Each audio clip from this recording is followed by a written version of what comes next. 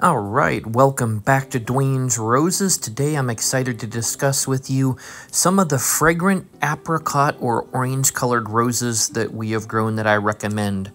The first is Abraham Darby. Not fully apricot, sometimes it can lean towards apricot, and often the pink has that shading to it. But I have loved this rose so much, and the fragrance is spectacular. I know a lot of people have loved this rose.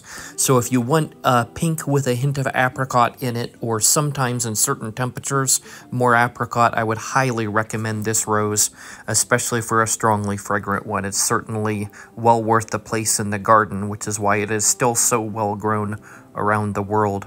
Next, I would recommend for a much brighter color, Lady Emma Hamilton. The fragrance is absolutely scrumptious on this one. If you don't have disease issues in your area that would bother it, I would highly recommend it for its fragrance alone. If you don't mind the bright color or prefer the bright color, as most colors, it fades a little bit softer towards the end, but the fragrance is absolutely wonderful on this rose, and I recommend it simply for that reason alone.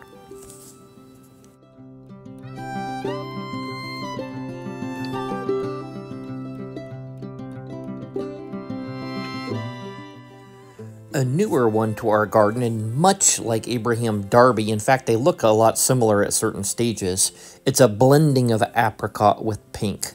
But the form, the fragrance, the growth, the color, everything is splendid on this rose. There is a reason it is such a multiple award-winning rose, and I highly recommend this one for you.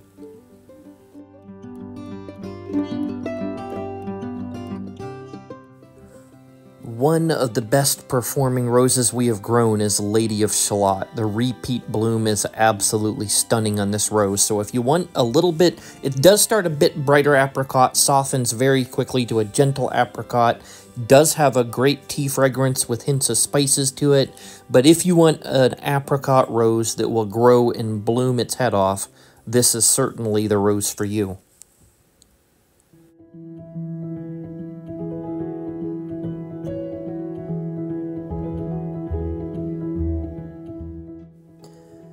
Now, Cascade Sunrise is actually bred from Lady of Shalott, so very similar as the bud opens, the difference being this one will open wider, more flat, and has a little bit fewer petals in it, of similar fragrance without the spicy notes, just a medium tea fragrance. If I had to recommend only one, it would be Lady of Shalott, but this rose is useful in a garden, is beautiful and fragrant, and for me it's been useful because I've been able to use it as a seed parent.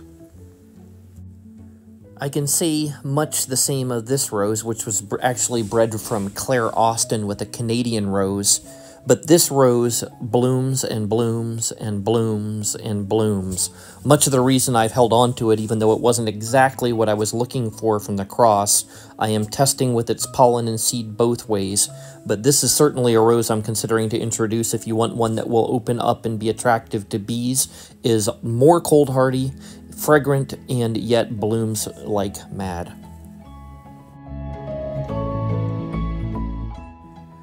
This is one of two seedlings that I have just started testing that are extremely fragrant, have that coloring, and have the look more of what I'm looking to go for. Here is the second one, and this one especially should be very cold hardy, so certainly promising looking to the future.